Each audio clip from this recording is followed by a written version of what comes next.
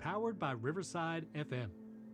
This is another episode of Marci Talks Money and Life with Money Marci, and that's me. And I have been privileged to meet wonderful people via my social media presence and guesting on podcasts, and I am thrilled to be able to introduce you to them.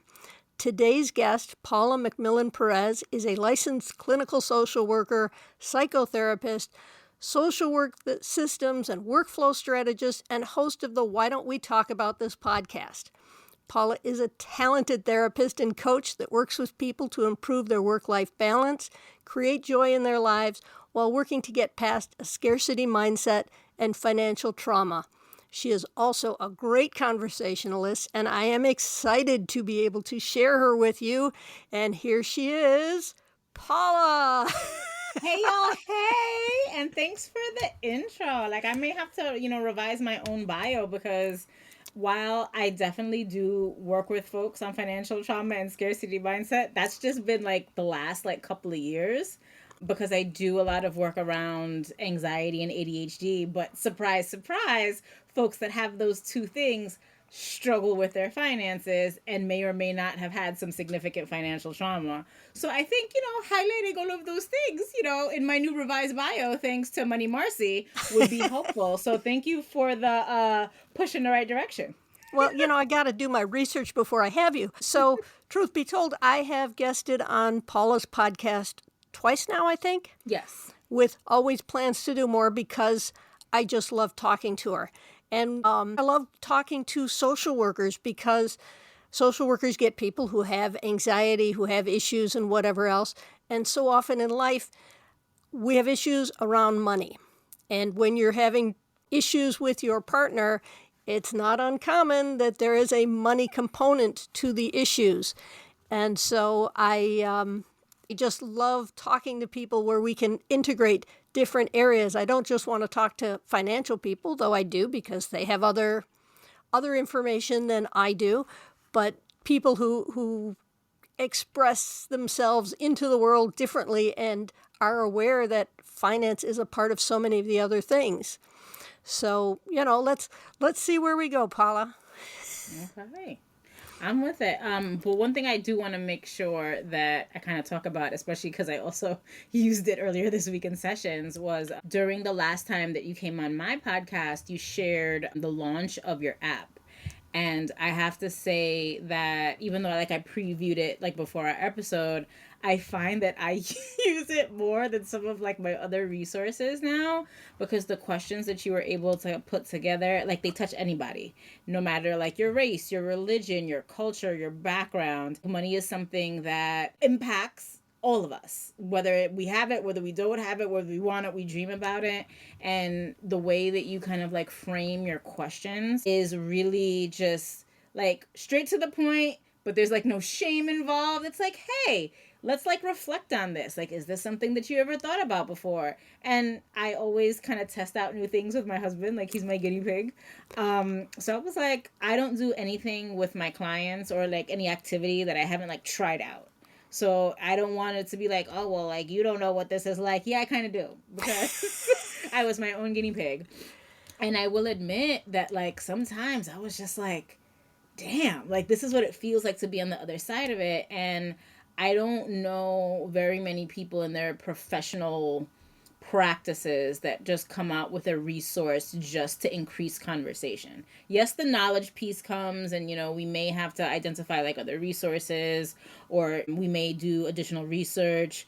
We hopefully may get a financial planner, accountant, bookkeeper, something, but it increases the conversation around financial literacy, even if that specific language isn't used. And I just kind of wanted to highlight that before I forgot. Thank you so much. And for those of you who aren't aware, I have an app available on Android. You can just go to the Play Store. It's called Let's Talk About Money, and you'll see my little icon there. And it's conversation starters, so it's questions for you to talk to your family about. It doesn't have the answers because so many of these questions aren't a black and white answer. They're not an answer for me to tell you what is right for you and your family. It's for the two of you to talk, or the four of you, or whatever your situation is, to talk so you can determine what's the right thing for you. So Please feel free to check it out. As I said, it's in the Android store. You can use it on Chromebooks. If you are someone who is educated on your Apple stuff, there is programs you can run so that you can run it on an Apple device, but it is not currently available in the Apple store. So thank you for mentioning that, Paula. I'm so glad that you're liking it and using it and seeing what I intended. So that makes me feel good that I did it. I did it right. Yay. Yes, you did. And I tell people about it all the time. Like, I have a few social work friends who have gotten like their financial social work certification. Even like a few like financial advisors that I'm like, hey, like, here's this app that I'm using. Here are some resources that Marci has. Like, I think that the informational piece that kind of takes away a lot of the shame and stigma surrounding people's feelings about it can kind of, reduce it just enough that you can open the mind. And I think that once you like open the door, it creates an opportunity to just be like, okay, like, am I ready to have this conversation? Maybe not. But maybe if I answer one of these questions, it'll kind of like give me a little clue or maybe activate something in me to figure out, like, why does this feel so hard? Like, why have I not talked about this? Or like, is this something I talked about with my family? Is this something that I know? Am I completely scared and overwhelmed? And it has also helped me kind of uncover a few things with clients in a more conversational style. Because even though, I am clinically trained in, a few different modalities, people just need to talk. Like, we don't need to utilize, the psych and the social work terms. Like, we just need to like talk. So I just wanted to highlight that. And I know some of y'all are listening are like, I know they planned this. Like, it really didn't. Like, I wanted to be able to highlight this because I've been telling people in real life and now I'm telling people in the podcast land. Oh, and I did not plan on this first bit being a commercial for me. I do appreciate it. But let's talk about what you do in your work and how you feel money relates in various ways, or how you came to be working so much in money from a social work standpoint.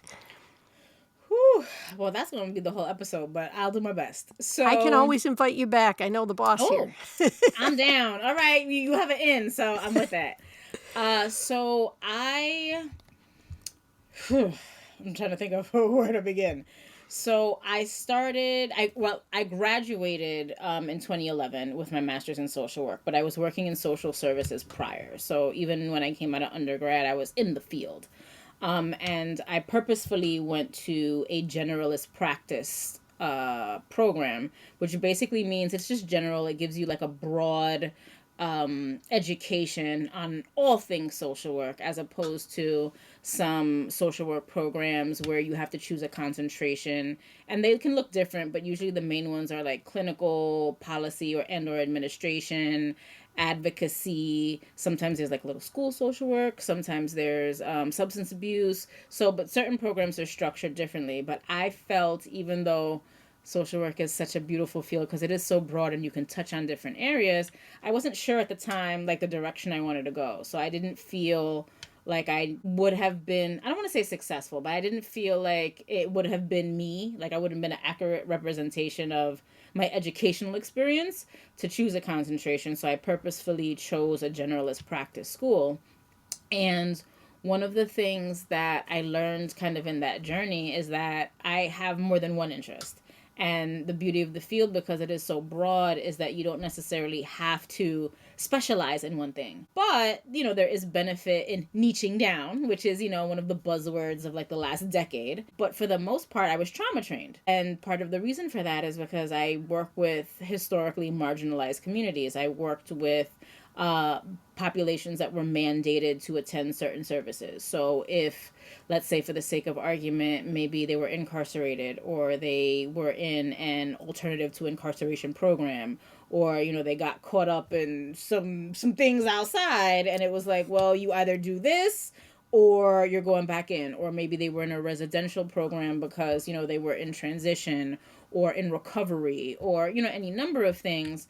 And part of one of the things that I noticed in the scope of that work was that usually some of these clientele didn't have a lot of access, whether that was due to growing up in poverty, whether that was due to a lack of just accessibility to supports and services, whether that was appropriate education, appropriate literacy. And we know that financial literacy, unfortunately, isn't something that is a main focus in school. But even some of these populations I worked with, they didn't get very far in school for a variety of different reasons.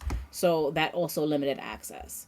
But as a result of it, like, we talked about money, but from the lens of, I need to get it. Like, I need it. Like, this is how I take care of my family. Or this is how I stop myself from homelessness. Or, so many other themes. And I think that even though I knew it was like an area I kind of wanted to tackle, I wasn't necessarily sure how to go about it.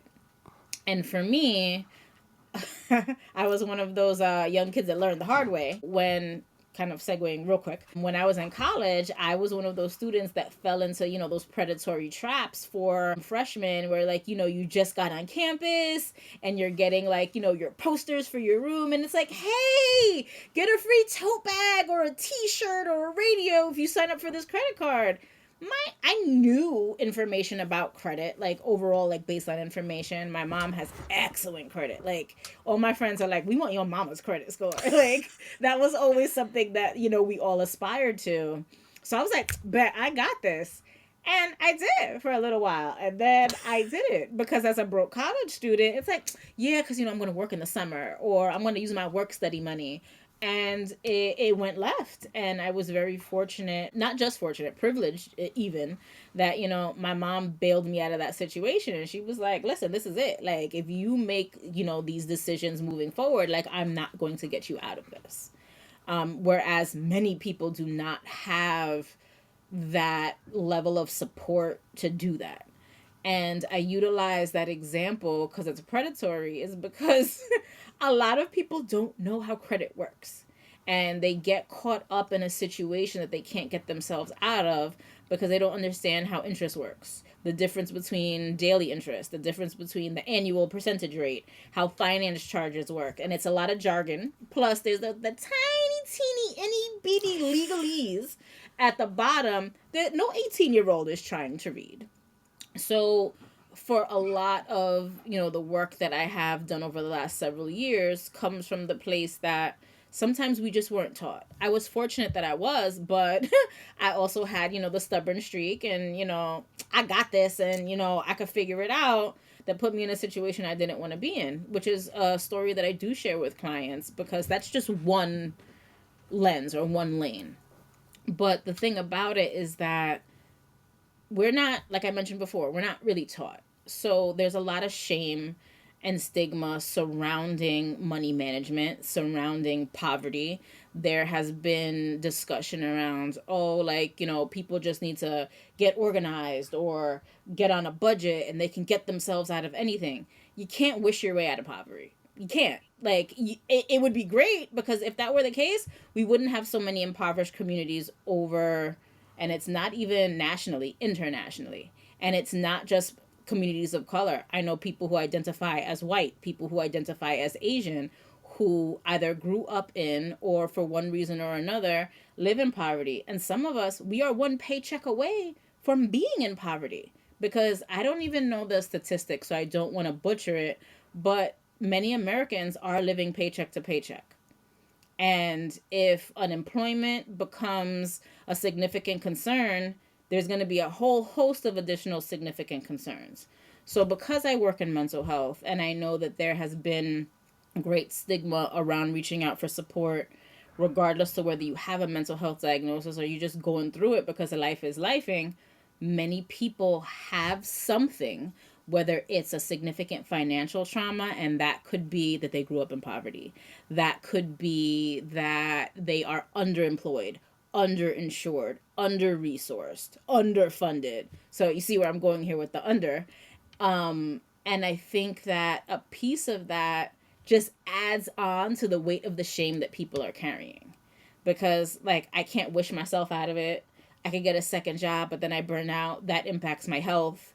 I don't have the time or the resources to kind of take a day off because maybe I don't have PTO, maybe I don't have childcare to go to the doctor, maybe I'm underinsured, or maybe I have insurance that's great, but it doesn't have a decent prescription plan and I can't afford my medication. Right. What people don't realize is even the people in the best neighborhoods or with high-paying jobs are living paycheck to paycheck. That this isn't just for people that have low income. There are people that have high income. There are people that came from privilege through their parents, whatever, and their job that they have doesn't earn as much as their parents earned, let's say, or they live a more expensive lifestyle, and certainly more expensive than they can afford, that they haven't generated the savings, the emergency. They figure if they pay their credit card monthly minimum that they're doing okay, and they budget for, well, as long as I can make the minimum, I can keep going. So it's scary that the lack of education, people who have money want to learn about it, and they're the ones who can afford to make the mistakes. And it's the people who don't have money or who are living those tight budgets that really need to make the effort to learn, because they are that one bad choice, whether theirs or someone else's, away from slipping into poverty. Yeah, and then if you think about, and I've lived in New York City my entire life, so even though I've visited several different states, there are things that when you grow up in a larger metropolitan area that they don't necessarily resonate with you, in contrast to people that may live in smaller towns, smaller communities, that also play a role. So a situation that comes to mind is, New York's popular for bodegas or corner stores. And yes, you can get a lot of your basic needs, groceries, and things that are really random. And you're like, why is this even in here in a bodega? But the markup is very significant. But you're paying for the convenience of the fact that you didn't have to cross the street. You just have to walk out of your building or walk out of your house and walk to the corner or the middle of the block or whatever have you to get what you need. Now, if you are on a fixed income, and let's say you need to buy your basics, bread, milk, cheese, eggs, things of that nature, you can get all of those items. But if you go to the grocery store, that's maybe 5, 6, 7 blocks away, you might be able to save money and get it cheaper. Or if you live near, let's say, a Target sometimes is even cheaper than going to the grocery store. But then there's the accessibility piece. And in New York, you can take a bus, you can take a train. A lot of us walk. But what if you live in a rural county in Florida and you don't have a car? And the only store that you have accessible to you is like right outside of your development or your complex. You have to get what you need because that's your only option. So we don't talk a lot about the relationship between our finances and accessibility, because sometimes we don't have access. Sometimes it is the privilege. And these are also uncomfortable conversations to have, because that also means that we have to admit we don't know something, we don't have something, we don't have access to something. And then that makes us feel that shame, that guilt, a lot of these negative emotions that we're already fighting against, because, again, life be lifing, and we are constantly in survival mode. And when people are like, oh, but people say we're in survival mode all the time, the way I break that down is, it's really easy for us as people to be negative. Nobody knows why.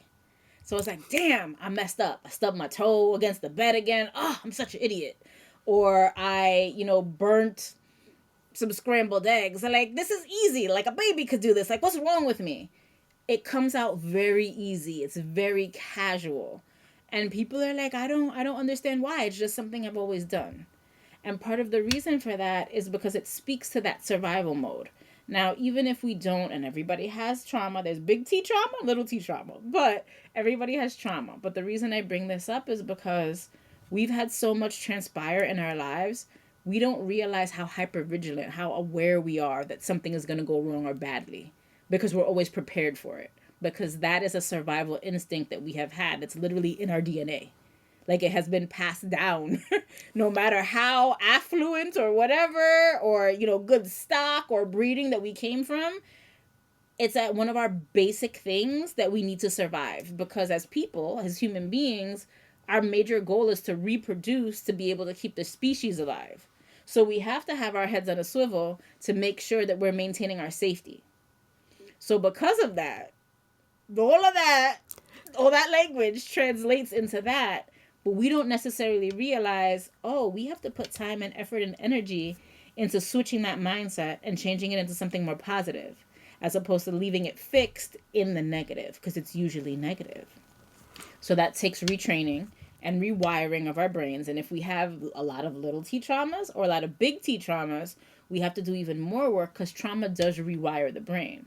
So if we have financial trauma, because let's say maybe grandma got her car repoed and she couldn't get to work, and she lost her home, and she had to move in with her sister, and then we were all doubled up in this apartment, and then it was maybe 3 generations living in there, and we had to share clothes and all of these things, then sometimes the scarcity mindset slips in, because we kind of had to make do what we had. We had to jimmy rig things, and we had to kind of get creative and get it together.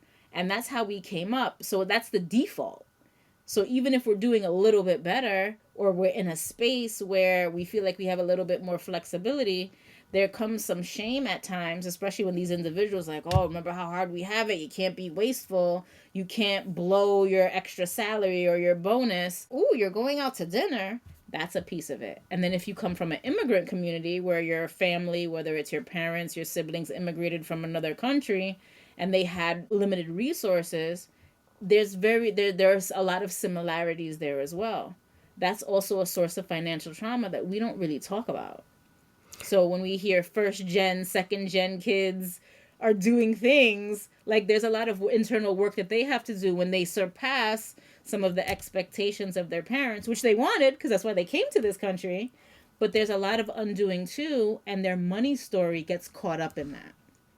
So how do we break some of these cycles, and how do we reach these people that, I mean, let's face it, if you're struggling day to day, you're not going to an accountant. If you file your tax return at all, you are going to one of those free sites, you're doing whatever, have access, some libraries have free tax filers, preparers there, whatever else, but you're getting whoever you're getting. When I was in college, I volunteered with volunteer income tax assistance, so I would help these people prepare their tax returns. At that point in time, back in the Stone Age, this was manual on paper forms. And they would see me 1 year, and then I'd graduate, and they'd see someone else. So they didn't get any continuity of financial care, any continuity of financial education. They basically got their tax return prepared and hopefully a refund off of it. But there was no opportunity for them to, whether through education or through coaching or for whatever, to break that cycle. Yeah. It turned into, oh, this is something I have to do because, the government needs their money. So, I have to do my taxes. And it gets challenging, too, because even with the window of time, so I believe there's some stipulation, and Marci, this is you're closer to your wheelhouse, so please correct me if I'm wrong. There's some stipulation that W-2s and 1099s and those forms need to be sent out by a certain time. Well, that's by the company that is. Okay. So they need to be sent out by the end of January, so you should have yours theoretically by the beginning of February. And now that more of them are distributing them online, obviously at the time they send it, you virtually have it in your email box or the link to it with you use your code. But you still have to prepare the tax return to get your refund. And if you are unhoused, and then where do these forms go if they don't go online? And I imagine that there are people out there who don't have smartphones, who don't have access to continual email, that don't have access to those things. So the question is, how do we help them break the cycle? Because they don't want to be on welfare. They don't want to be on social assistance. They would like to get to a point where they have a more stable life for themselves. And they're thinking, okay, well, I'll learn about money later on when I have some. Yes. And if you don't learn about it, getting some is going to, you can't learn how to swim after you get out of the water. You have to learn before the boat sinks. No, absolutely. And part of the reason that I even brought that piece up is because like that brings up triggers for people, because it's like, okay, I have to wait either for this thing to come in the mail or get it from work, or just like you said, I may not have access to technology that's going to enable me to maybe access it faster. And then what do I do? Because I may not know where to go. I may not have the skills or the abilities to even, navigate one of these free sites or have the technology to be able to do it. I may ask a friend or a coworker, and then because I know it's something I need to get done, I don't necessarily know if where they're sending me is reputable, if they're going to do a good job. I don't necessarily know what questions to ask. I'm also at the mercy of this person. And the hope is that they do a good enough job for me to get a refund. And then I have a lot of feelings about refunds because I'm like, okay, y'all already got a tax-free loan out of me and I don't get no interest, but that's a different story. And there's all of this surrounding that. And that brings me to thinking of a client that I worked with that she didn't file taxes for like 6 years, because as soon as the discussion of the tax season came up, she begun to freeze, and she called herself an ostrich. She would put her head in the sand because it was just too much to deal with, because she didn't have systems in place. And we were able to identify that part of the reason she didn't have systems in place was that she grew up fearing what that meant, because that was something that her parents were fearful of. Her father, he was disabled, so he was unable to work. So mom was holding down the house with one income, 2 children, 2 adults, and at one point 3 adults when grandma came to live in, who was also on a fixed income. So that was a generational trauma that came up for her around just taxes. That's just not even all of the other financial things, because she was also divorced, had children. There are other themes that come up. So one of the things that we talked about is just what are some of the things that you have heard, at least heard, from other people around money management, around tax planning, around what are some of the terms, even if you don't know what they mean? Because a lot of times as people, we do not give ourselves credit for what we actually know. We don't think we know anything. Or it's just oh, that's not my wheelhouse. I'm not a CPA, I'm not a tax professional, accountant, but there are things that have been floating around that you actually may know a little bit more than you think. So for example, she was somebody in an old job had convinced her to sign up for a 401k. So she was having money that was taken out of her check, and she didn't even remember where the information is. So it's never something that she was able to kind of log in and access and, utilize, or look at the statements for. So I said, we're going to leave that for right now. Because that's not one of the priority areas she identified that she wanted to reach. But one of the things that she identified, she's like, you know what, I'm paying for, my child who's in school right now. I don't have additional resources to be able to figure this out. And I said, okay, YouTube University. Every time I say that to people, they'd be like, oh my God. But the reason that I bring that up is because if we think about the resources that we do have access to, and don't get me wrong, there are people on YouTube that do not know what they're talking about, but let us also kind of filter through what we have access to look at what the building blocks are. And that's somebody that felt comfortable with technology. I've also worked with somebody who was an older individual, and though they were trying to get the hang of it, didn't feel super confident in navigating the laptop that they were gifted. They would write down all their questions on a pad, or things that came up over the course of the week, or until we met, because they wanted to make sure that we talked about these certain areas. So we identified some of the questions that were coming up around, okay, I'm getting closer to retirement, I don't know how this is going to work. Or a client who is graduating college and is completely terrified of being in the real world because the only job that they've ever really had was in the summer, and they didn't make enough money to have to file taxes. So it's where do I go? Or I'm hearing my friends have high yield savings accounts. What is that?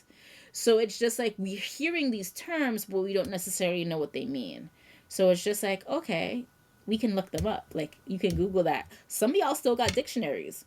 we can look them up. We can start with the basics, because I look at it, and this is also how I describe it in not just my therapeutic work, but my coaching work. Think of it like Legos. Even before all the Lego play sets that, like, you know, Star Wars and the flowers and the retro things got really popular, back in the day when I was a kid, we had colors and we had sizes and we had our imagination. And we built. So we just need one piece to build on. And we keep going from there. And what ends up happening is, as you increase your knowledge base, you also increase your confidence level. Whether that's to ask additional questions, identify additional resources, go to that friend or colleague or coworker that you trust, maybe for a recommendation, or just like, how do we do this? Maybe not how I do this or how do you do this, but like, how is this something that gets done? And just to add on, I think something else that we could also do a really good job at, for those of us who have people that feel comfortable enough to talk about money, have like those conversations. Like, people had Mary Kay parties and Tupperware parties. Let's just like get together and be like, oh man, like I got a checkbook, and I was like, who writes checks anymore? And my friend was like, I do, because that's how I pay my rent. And then my other friend was like, really? Because I just Zelle my landlord, and I just make sure that I put rent, the month, and the year. I even put his whole name in it, just in case, so that there's no confusion, because him and his what. And they were like, what? These weren't things that some of the other people were even thinking about. Or the fact that when you get a mortgage, you know, you can just have like it direct deposited to the mortgage account. Like, I've been a homeowner for a few years now. I didn't know that like they can take care of like my property taxes and my homeowner's insurance all in that one payment. I thought I had to pay like these different people. So I asked, what are the ways that I get these things paid? Because I didn't know. My mom rented. So it's just like, how do we begin to have conversations? Let's start with the people, and hopefully we have at least one person that we feel comfortable enough with to have just general conversations, and kind of like access what do they know. Because we're already in a place, in a space where we feel like, oh, I could tell her about this ridiculousness that's happened at work, or this fool that I, you know, got together with from a dating site, but he ghosted me, but it's all right because he wasn't ready. If we can talk about those things, we can kind of talk about, man, I had this overdraft and that wasn't cool, but I don't know. Okay, but oh, have you tried this? Or oh, like here's another alternative, to hear about what other people are doing. Or even if you don't want to put your own situation out there, oh, I saw this thing on the news, or TMZ, or World Star. Oh, I don't even know if people are still looking at World Star. But like, you know, social media, and kind of like make it broad to hear like people's thoughts and feelings about it, with, if you don't feel vulnerable enough or safe enough in those spaces, to kind of identify your own personal situation, because it gets the mind going about what the possibilities are. And it also helps you feel less alone, because many times, especially when it comes to finances, we feel like we're doing it wrong, we're messing it up, we're not going to have any future, and it's just us. And the amount of people that are struggling is a lot. Like I mentioned, I'm a homeowner.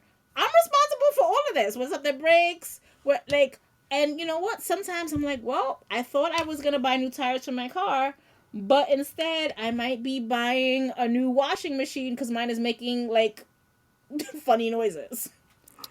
Yeah. So it's just like also like how we're looking at the world. And with that washing machine, did I put money aside for those tires that now I have to use toward the washing machine? Am I going to use a credit card? Am I going to use a store card like a Best Buy, or, which I'm not because the interest is ridiculous. But like, what are my options? Because the sad reality of it is there's always options. Sometimes they're too bad options, but we have options. So I think that those are some of the ways that we can kind of get started. And I'm still holding out hope, and I will until my dying breath, that financial literacy will be something that is taught in schools from since young. And it's something that we can build on the same way we build on English and math skills, that these are skills that we can also build on, because knowledge is the way that we also set ourselves free from some of these things, because we can create other opportunities. But that's a hill I will die on. Well, I agree with you. I don't know how we can teach it in schools from the beginning. You just kind of integrate it into the math, and that becomes some of the story problems that you talk about have more of them have a financial component. Where you talk about not just he had 5 apples and someone took 3 apples, and how many apples did he have and how many people could he make applesauce for and whatever else, but you have the financial aspect of it that's more than just doing the math part of it, but understanding the bigger issue of it. So, I think finding mentors and finding quality mentors, especially for financial, is hard because, yes, you go to YouTube University or you figure out who you want to follow on TikTok or Instagram or whatever else, and you don't know who they are. Now, I hold myself out as a CPA. Well, that's because I am a CPA. But unless you look me up, you may not know that I really am. Unless someone reports someone and says, well, this person is faking it, you don't know what people are and what they say they are, what's real and what's quality of that. You have to make guesses based on how they present themselves or who recommends them to you or where that's coming through. So that's a little bit scary. One thing I recommend to people is almost every adult has a bank account, because you have to cash your paycheck, to do whatever it is. You need a bank account, even if it's always overdrawn. Your bank is a great place to find a mentor of sorts. They offer more services than you are aware of. They want you to be successful, because if you're successful, you're going to have more money, which means they will have more of your money. So, when you are looking at what your opportunities might be, where you can ask questions and where you can get information, a bank is certainly a place to consider, to see what they have, to see what they offer. It's frustrating that we have so much communication opportunity, and yet there are so many scammers out there. You don't know who's what and what they are, and the fear of people knowing who you are. So I do have periodically people will email me with a question. I have a form on my website where they could even put their question and I wouldn't know who they are, because I don't track who puts things in the form. And then I answer those some of the time on my social media. As a question comes up, I'll say, okay, I got this question, and address it. Whether I know who the person is or not, I don't typically share it unless someone says, hey, I want you to use my name, which no one has ever done, which is fine, because if you have a question, a lot more people have that question. You are not the least aware person out there. You are not the only person who doesn't know something. So ask the question. We can go back to my app when you said people, don't want to talk about something because it's personal. Well, if the question comes up on the app and you're talking about the hypotheticals, they don't have to know how hypothetical your situation is. That question hit a nerve, and you're talking from personal experience. You can say, oh, wow, if someone had XYZ happen to them. So I think it's important to have those questions. You might find out you have a mentor you didn't realize. You might find out that you know the answer to your friend's question and they know the answer to your question. If you just find a way to talk about it. Start a book discussion group and pull out the financial literacy books. They are available. Libraries are still one of the best free resources we have out there.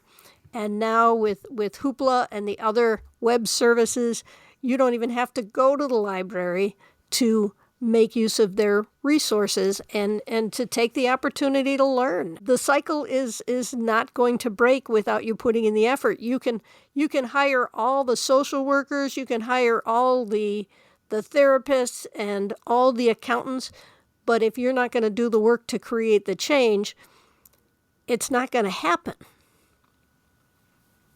No, I agree with that. And I think that sometimes that is the scary part for folks, realizing that, as busy as their lives are, or regardless of how many hats that they wear in the places and spaces that they have to show up, recognizing that I have to kind of carve out time to tackle this, or not only do I need to carve out time, but it needs to kind of be in like an ongoing process, can feel very daunting for people who are already feeling overwhelmed.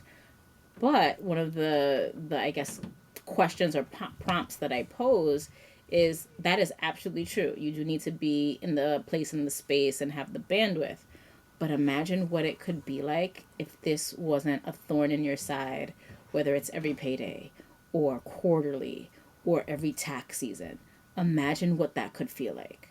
And then I might bust down my miracle question, which is, every social worker's dream to make manifest, is if everything was exactly the way that you wanted it to be with your finances or with your taxes, or you had no financial trauma or no scarcity mindset, what would that look like? And how would you know? Some people love the question, some people hate it, but it gets you thinking, because it's just like, yes, you know what this is right now that you're feeling and how you're navigating or not navigating your space, but what would it be like if it's the complete opposite? What would it be like if you were on top of it or it was addressed? What space could that relieve in your brain? What space could that create in your bank account? Like, what would that mean to you? And I think that because those type of questions aren't always framed when it comes to our financial place and space in life, it makes it harder for us to conceptualize it as a possibility. So I think that, in addition to these resources, even if you're having like a quiet conversation with yourself, like that's where it starts. Even if it's 5 minutes, that's the time you carve out. Or if, you're in the shower, some people, they do all kinds of things in the shower. Like maybe that's your time. So it's not something additional that you have to find time for. It's just a time.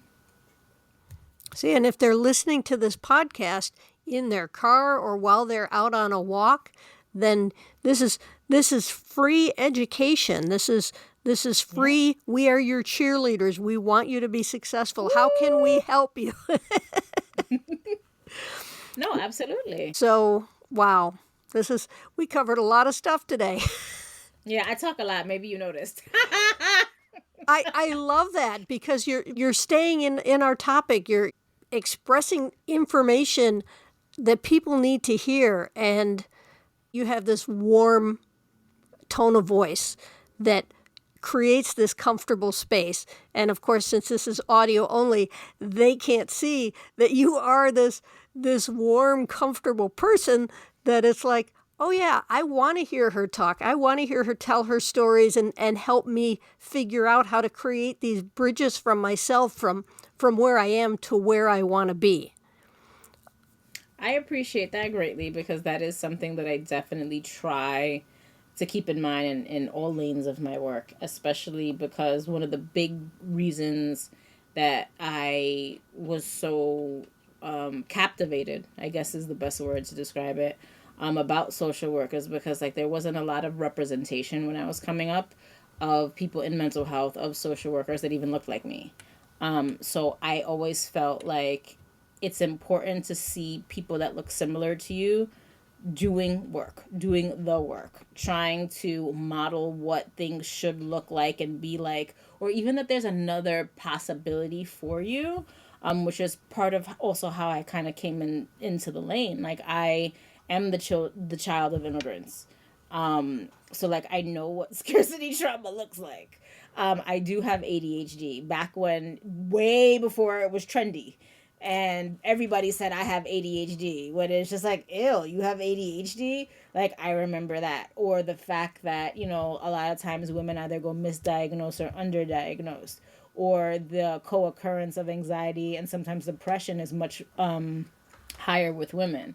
So a lot of what motivates my professional work is the experiences that I lived through as well. And I'm not saying that I lived through everything, because I also like to learn, and there's a whole host of things I don't know. And it is easier for me now to say I don't know, but I also want to find out. If there's something that I don't know, and especially if it's something that could help me or someone else, I do want to find out. And I think that's really important. And on the coaching side of my work, I work with new and emerging school social workers, because we need these people in schools. It's rough out here in these streets, and if they're burning out, who's going to be there for our children? So I just feel I was very impacted by this. And as a result, I want to roll that impact forward in a more positive light. And I know that there are some things that affect so many of us, but we just not talking about it. And you know what? We might not be ready to talk about it, but you know what? We might be ready to listen. Because some people will listen and they won't say two things, but we're planting seeds. And at the very least, even if those seeds that we're planting here today do not turn into a deep forest that we can see in this lifetime, the hope is that in future ones, that will be there based on the work that we put in today. Well, you already know I agree with you fully. That's why we're here. We're creating that space. We're planting those seeds, and we're trying to help to create that path for the next people, to the next generation, the next however many generations, and that path will get smoothed out, and it'll get comfortable. And because of the work we're doing right now, because of the work you're doing in all of these various aspects of and I love that you are coaching new social workers. I mean, that's so tremendous. Thanks. And again, motivated by the fact that I didn't have support. The person that supervised me was a special education teacher. She was wonderful, but she didn't come from a helping profession. She had educational pedagogy, not social work pedagogy. So it's just like you had to learn to build the plane while you were flying it. Not everyone should have to go through that. Well, you have built a fabulous plane. And while I'm going to bring the podcast episode into a landing, I am going to say that I'm going to have you back because I just have to. Yay! You're too much fun not to have back. And you have so much wonderful information, and I love how willing you are to share your information and your stories and yourself. And have you got anything final you'd like to say before I make my goodbyes? Thank you for having me on, especially as one of your first few guests. I am honored. I absolutely would love to come back. You're probably going to have to shut me up again. And for those of you who are just kind of starting out in whatever financial journey that you are taking, just try to remember to give yourself grace. They say Rome wasn't built in a day. Your financial journey is your journey. I know a lot of times you like to focus on the destination, but there's a lot more richness to be had in the journey. So embrace whatever it looks like. Every day we get 1% better. I will have a link to Paula's website and podcast, Why Don't We Talk About This, in the show notes. And this is Money Marci signing off from Marci Talks Money and Life. And thank you again, Paula. And we'll see you. You got this. Until next time.